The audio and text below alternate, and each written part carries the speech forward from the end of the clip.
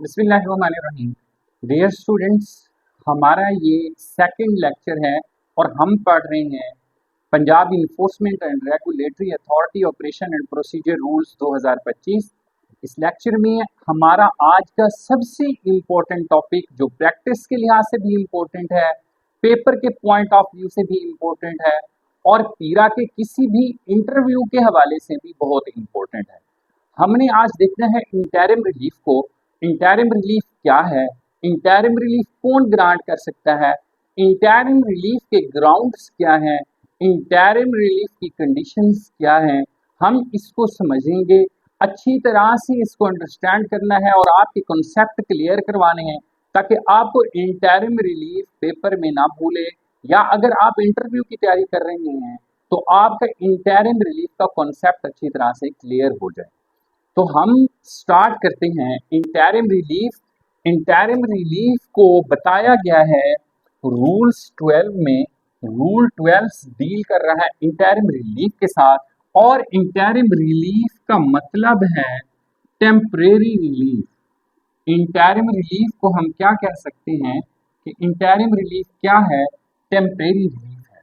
अब एक बात आपने समझनी है, इन्फोर्समेंट ऑफिसर ने ईपीओ जारी कर दिया, ईपीओ जारी कर दिया, इमरजेंसी प्रोहिबिशन ऑर्डर, और उस ऑर्डर के अगेंस्ट ऑफेंडर या एग्रीव्ड पर्सन ने हियरिंग ऑफिसर को कंप्लेंट की या रिप्रेजेंटेशन फाइल कर दी, और रिप्रेजेंटेशन फाइल करते हुए साथ एक एप्लीकेशन दे दी, जिस एप्लीकेशन को हम आम तौर पर स्टे एप्लीकेशन कहते हैं।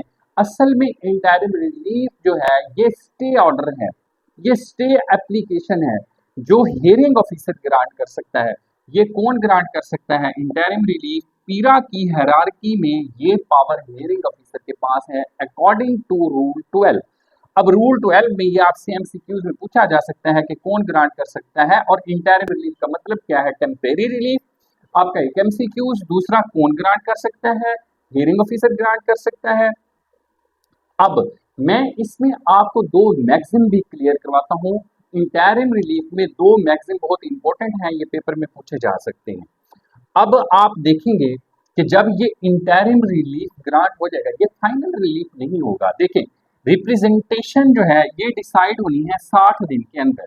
अब 60 दिन में जरूरी है कि जो ऑफेंडर है या एग्रीव्ड पर्सन है, उसके अगेंस्ट जो ईपीओ जारी हुआ था, जो ईपीओ जारी हुआ था, जो ये ऑर्डर हुआ इमरजेंसी प्रोहिबिशन ऑर्डर, ये इलीगल था, एक्सेस कमिट की इन्फोर्समेंट ऑफिसर ने, या कोई इलीगलिटी है, ऑर्डर जो है वो अकॉर्डिंग टू लॉ नहीं है, अकॉर्डिंग टू रूल्स नहीं है, तो फिर इलीगल ऑर्डर है। तो अगर ये चीजें सेटिस्फाइड करती हैं हियरिंग ऑफिसर को, तो hearing officer interim relief grant करेगा कि फर्दर एक्शन नहीं लिया जाएगा, कार्रवाई को रोक दो, और ये कम्युनिकेट करेगा, ये कम्युनिकेट करेगा एसडीओ को। ये नेक्स्ट आपसे पूछा जा सकता है।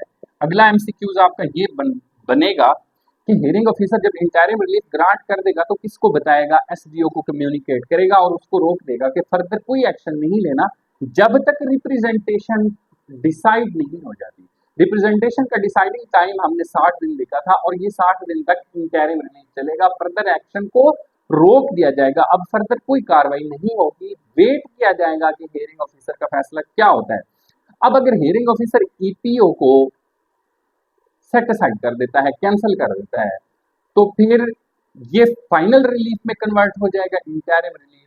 अगर वो उसको एब्सोल्यूट ऑर्डर में कन्वर्ट कर लेता है, तो हियरिंग जो इंटरिम रिलीफ है हियरिंग ऑफिसर की तरफ से, वो इंटरिम रिलीफ ही रहेगा। जब एब्सोल्यूट ऑर्डर आएगा तो इंटरिम रिलीफ ऑटोमेटिकली खत्म हो जाएगा।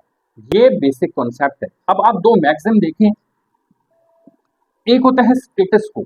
स्टेटस को ये होता है कि जो चीज जिस हालत में है उसको उसी हालत में रखो, इसको चेंज नहीं करना।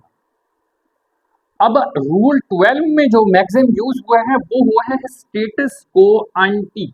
स्टेटस को एंटी, स्टेटस को एंटी का मतलब है पहली वाली हालत, पहले वाली हालत। अब हियरिंग ऑफिसर को रोक दिया गया, shall not restore, shall not restore status को एंटी। अब हेयरिंग ऑफिसर के पास ये पावर नहीं है, उसको मना कर दिया गया कि इंटरिम रिलीफ देते वक्त जो ऑर्डर इन्फोर्समेंट ऑफिसर ने मौके पर जाकर किया था, मिसाल के तौर पर एक इमारत थी या कोई नॉइजेंस का मैटर था, उसको गिरा दिया, उसको रिमूव कर दिया, तो स्टेटस को ग्रांट करते हुए उसको पहले वाली हालत में बहाल नहीं करेगा।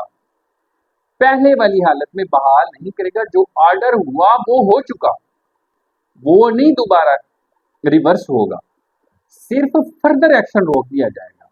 इंटरिम रिलीफ ये होगा कि फर्दर एक्शन रोक दिया जाएगा। जो प्रीवियस ऑर्डर हो चुका उसमें मना कर दिया गया हेयरिंग ऑफिसर को रूल्स में कि वो पहले वाली सूरत हाल को बहाल नहीं करेगा। स्टेटस को एंटी बहुत इंपॉर्टेंट है इसको इंटरिम रिलीफ को समझने के लिए भी।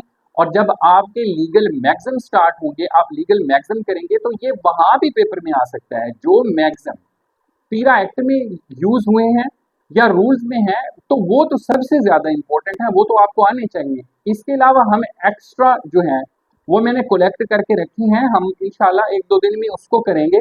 वहां पर एक ब्रीफ लेक्चर होगा जिसमें आपके legal Maxim's, rules of interpretation वगैरह को हम कंपाइल करके इम्पोर्टेंट जो उसमें होंगे उनको करेंगे, ताकि आपको वही करवाऊं जो पेपर में है और आपका पेपर पास हो जाए।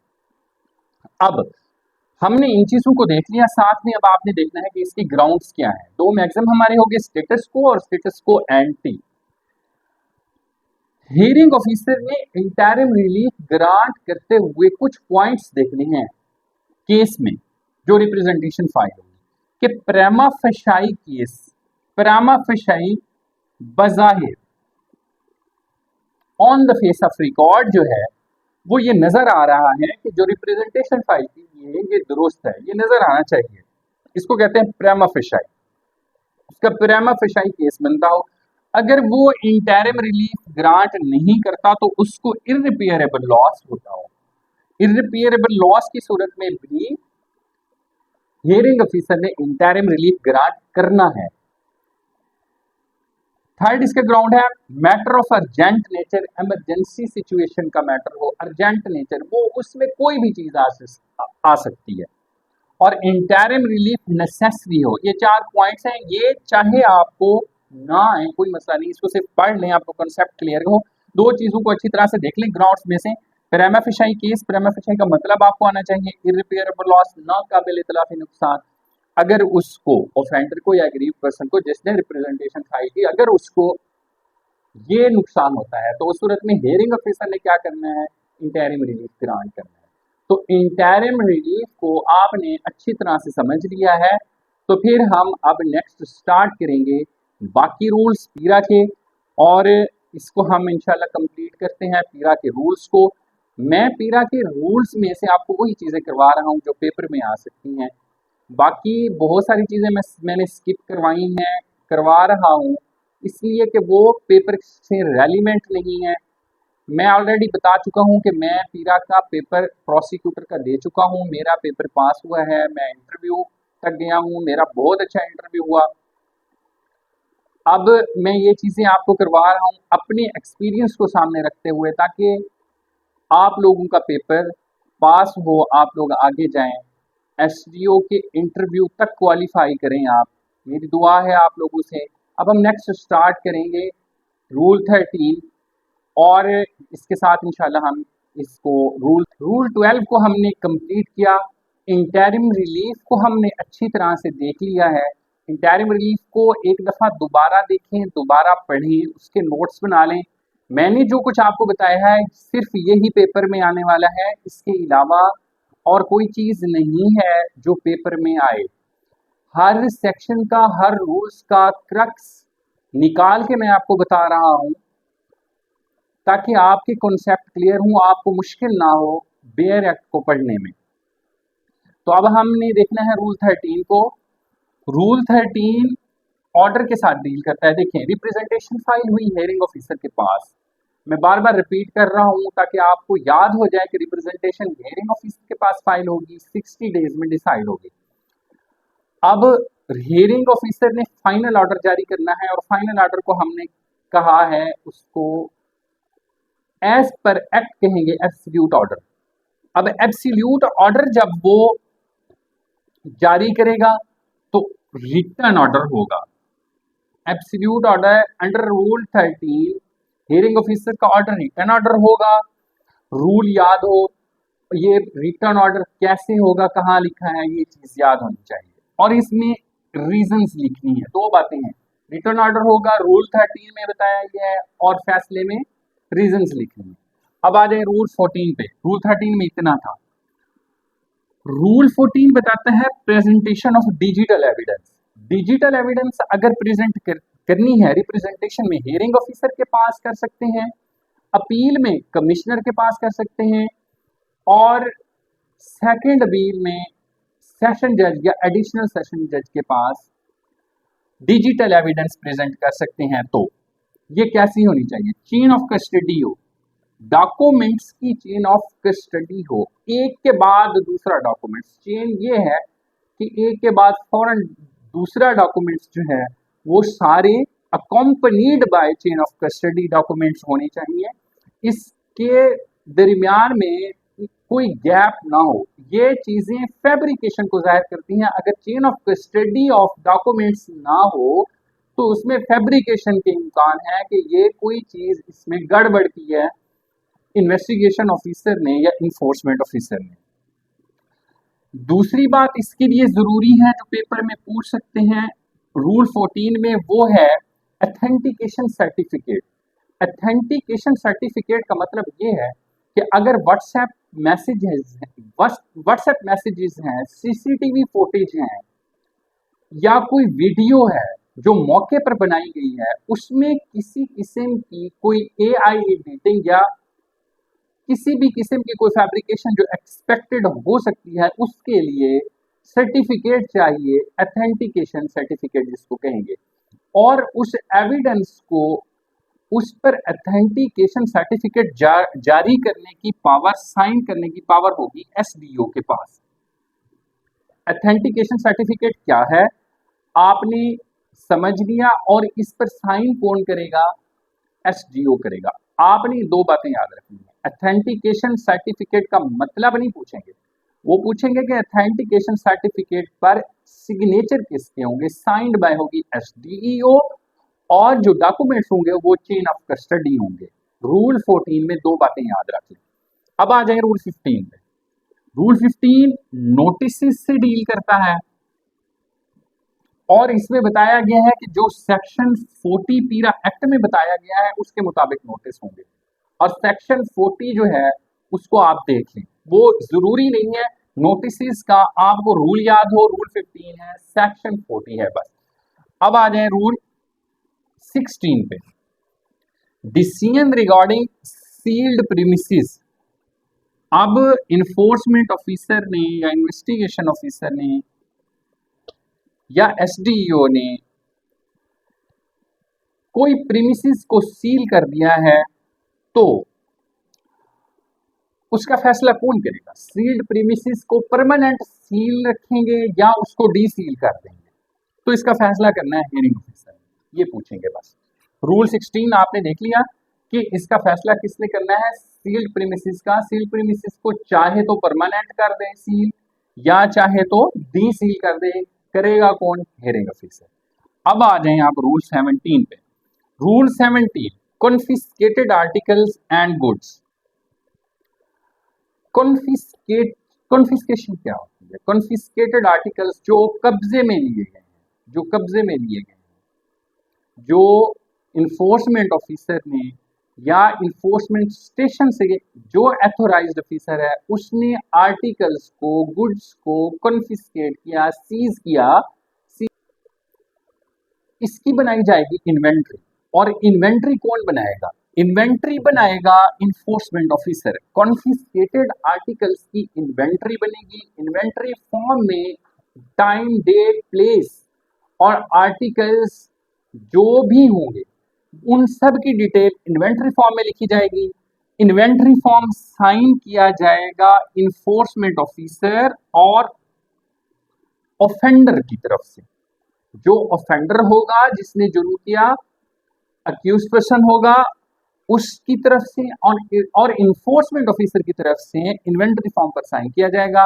अब ये कहता है, ये नाराज है, ऑफेंडर कहता है भी मैंने नहीं करना साइन, ऑफेंडर ने साइन इन्वेंटरी फॉर्म पर साइन करने से इनकार कर दिया, तो रूल बताता है कि फिर जो पर्सन मौके पर मौजूद होगा, जो भी शख्स मौके पर मौजूद होगा वहां पर, तो उसके सिग्नेचर ले लिए जाएंगे। तो फिर इन्वेंटरी फॉर्म पर अक्यूज की बजाय, ऑफेंडर की बजाय जो पर्सन मौके पर होगा उसके साइन करवाएंगे। और एक बात और पूछी जाएगी कि अगर रिप्रेजेंटेशन जो अक्यूज ऑफेंडर की तरफ से फाइल की गई थी वो सक्सेसफुल रही, उसने वो चीजें साबित कर दी जो इलीगलिटी में आती हैं, जो एक्सेस ऑफ पावर में आती हैं, तो फिर इसको आर्टिकल्स रिलीज कर दिए जाएंगे। हियरिंग ऑफिसर रिलीजिंग ऑर्डर जारी करेगा और ये रिलीज किए जाएंगे थ्रू SDEO, और ये रिलीज करेगा SDEO। ये बातें इंपॉर्टेंट निकाल के मैंने आपको बताई हैं जो पेपर में आने वाली हैं। इसमें मैं आपको कोई भी एक भी पॉइंट इररेलेवेंट नहीं बता रहा, सारी रेलिवेंट चीजें हैं, और जो मैं बता रहा हूं ये अगर आप कर लेते हैं तो मैं 100% गारंटी दे सकता हूं कि आपका पेपर पास है। अब आप देखें रूल 18 को। रूल 18 के साथ हमने सेक्शन 68 को देखना है। सेक्शन 68 एक्ट का, ईरा एक्ट का सेक्शन 68, इसको मिला के पढ़े रूल 18 के साथ। तो ये है determination of rent and cost. Illegal occupier है इंक्रोचमेंट में गैर कानूनी काबिज से रेंट लिया जाएगा। गैर कानूनी काबिज से साबका जितने अरसे से वो काबिज है उसका रेंट भी लिया जाएगा, और साथ में कॉस्ट ऑफ इन्फोर्समेंट भी उससे ली जाएगी। कॉस्ट ऑफ इन्फोर्समेंट भी ली जाएगी। जो कॉस्ट ऑफ इन्फोर्समेंट क्या है?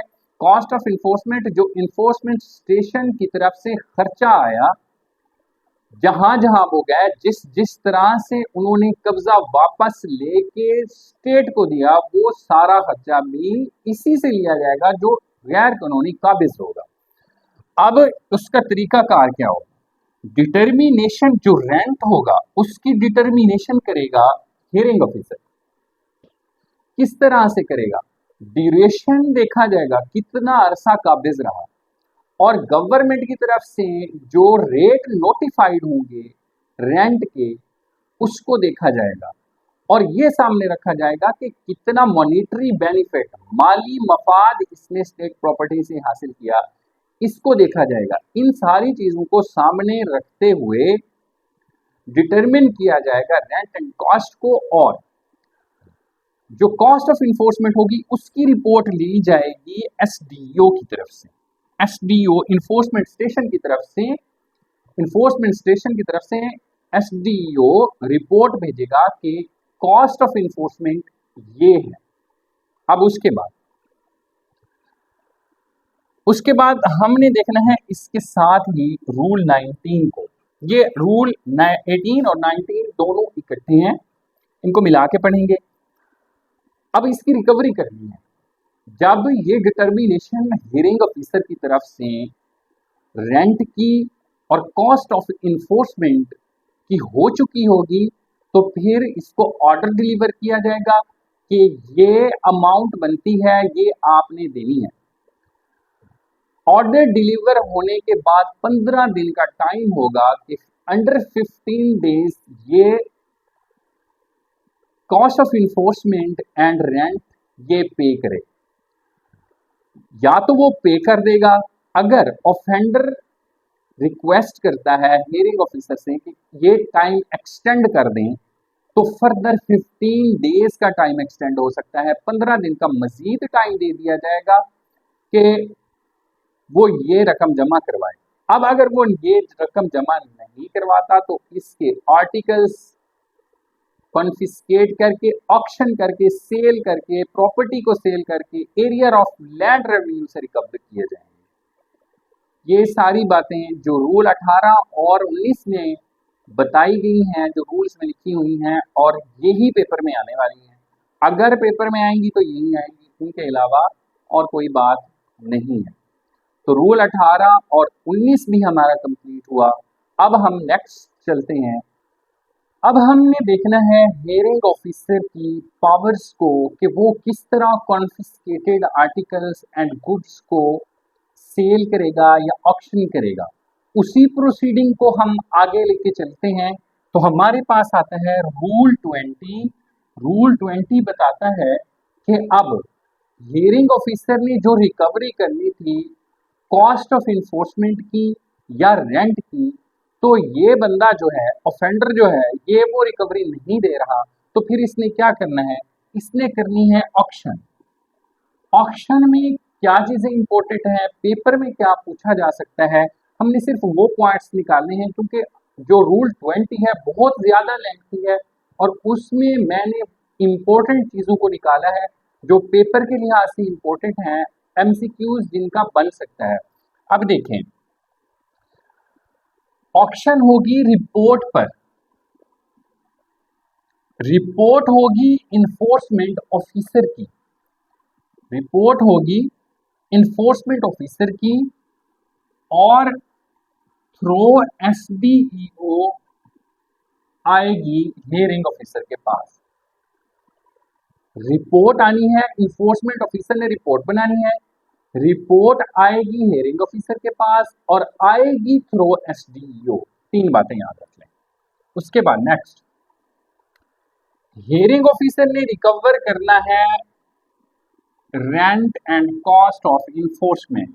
ऑक्शन करने का, सेल करने का जो पर्पज है, ऑब्जेक्ट है हियरिंग ऑफिसर का, वो कॉस्ट ऑफ इन्फोर्समेंट को और रेंट को रिकवर करना है। अब ये जो ऑक्शन होनी है, ये पब्लिक ऑक्शन होगी, नीलामे आम होगा, नीलामे आम, हर कोई इसमें हिस्सा ले सकता है। अब जिन आर्टिकल्स की, गुड्स की ऑक्शन होनी है, सबसे पहले उसकी मार्केट वैल्यू डिटरमिन की जाएगी, सबसे पहले मार्केट वैल्यू डिटरमिन की जाएगी। अब इससे अगला पॉइंट पेपर में आएगा, वो ये है कि जो सेल होगी वो मार्केट वैल्यू से लेस देन 10% होगी। हियरिंग ऑफिसर ने मार्केट वैल्यू की डिटर्मिनेशन करवानी है। जब मार्केट वैल्यू डिटरमिन हो जाएगी तो सेल, उसकी जो सेल प्राइस फिक्स की जाएगी वो less than 10% of market value होगी, मार्केट वैल्यू से 10% कम होगी। ये पेपर में पूछा जा सकता है। अब इसका नेक्स्ट देखें, रेट फिक्स्ड बाय गवर्नमेंट। अब मार्केट वैल्यू जिसकी फिक्स नहीं है, अगर गवर्नमेंट ने कोई रेट फिक्स कर दिया है तो फिर गवर्नमेंट का जो रेट फिक्स होगा उससे लेस देन 10% होगी। दो चीजें होगी, मार्केट वैल्यू या गवर्नमेंट ने कोई रेट फिक्स किया है, दोनों सूरतों में जो ऑक्शन के लिए प्राइस फिक्स की जाएगी वो लेस देन 10% होगी। ये आपने याद रखना है। सेपरेट बिडिंग प्रोसेस होगा ईच आर्टिकल्स का, आर्टिकल्स डिफरेंट हैं तो हर का बिडिंग प्रोसेस सेपरेट सेपरेट होगा। एक ही ऑक्शन में सब आर्टिकल्स की बिडिंग नहीं होगी, ऑक्शन नहीं होगी, ईच आर्टिकल की सेपरेट ऑक्शन होगी। ये पेपर में पूछा जा सकता है। नेक्स्ट आपने ये देखना है कि इसमें एक टाइम पीरियड बताया गया है कि जो सक्सेसफुल बिडर होगा, जो ऑक्शन में कामयाब होगा, उसने 3 वर्किंग डेज में, 3 वर्किंग डेज में जो अमाउंट होगी, जहां पर बोली खत्म होगी, उस अमाउंट को इसने 3 वर्किंग डेज में डिपॉजिट करवाना है। ये 3 वर्किंग डेज में सक्सेसफुल बिडर ने डिपॉजिट करवाना है, ये टाइम फ्रेम आपको याद हो।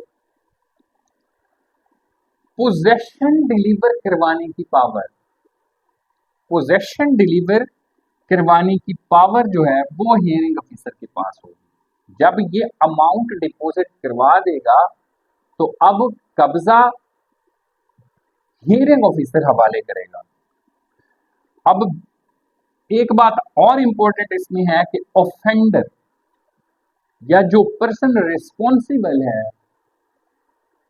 कॉस्ट ऑफ इन्फोर्समेंट या रेंट को पे करने का, तो वो भी ऑक्शन में पार्टिसिपेट कर सकता है। आमतौर पर ऐसा नहीं होता, लेकिन पीरा में ये बताया गया है कि ये बंदा भी ऑक्शन में पार्टिसिपेट कर सकता है, जो ऑफेंडर है या जो रिस्पॉन्सिबल पर्सन है। रूल 20 में बहुत ज्यादा लेंथी है, सारा पढ़ने की जरूरत नहीं है। उसमें जो पढ़ने वाली चीजें थी वो मैंने आपको बता दी हैं, यही कर लें बहुत है। और रूल 20 याद रखें कि ये ऑप्शन से जो डील करता है वो रूल 20 है। अब देखें रूल 21। रूल 21 के साथ रेलिवेंट रूल है, सेक्शन है 65। रूल 21 सेक्शन 65 पीरा एक्ट का, इसको मिला के पढ़ेंगे तो दोनों में ये बात लिखी हुई है कि जिस तरह कॉस्ट ऑफ इन्फोर्समेंट की रिकवरी होगी, डिटर्मिनेशन होगी, उसी तरह कॉस्ट ऑफ इन्वेस्टिगेशन भी होगी। और कॉस्ट ऑफ इन्वेस्टिगेशन जो है ये रिकवर करेगा investigation officer. Cost of investigation recover करने की पावर इन्वेस्टिगेशन ऑफिसर की है, और कॉस्ट ऑफ इन्फोर्समेंट रिकवर करने की पावर हियरिंग ऑफिसर की है। रिपोर्ट देगा इन्फोर्समेंट ऑफिसर, रिपोर्ट जाएगी एसडीईओ की through, sub divisional enforcement officer के थ्रू रिपोर्ट जाएगी, और फर्दर एक्शन ऑक्शन के जरिए लेगा हियरिंग ऑफिसर। और रिकवरी का अगर पूछा जाए तो कौन कर सकता है? Hearing officer.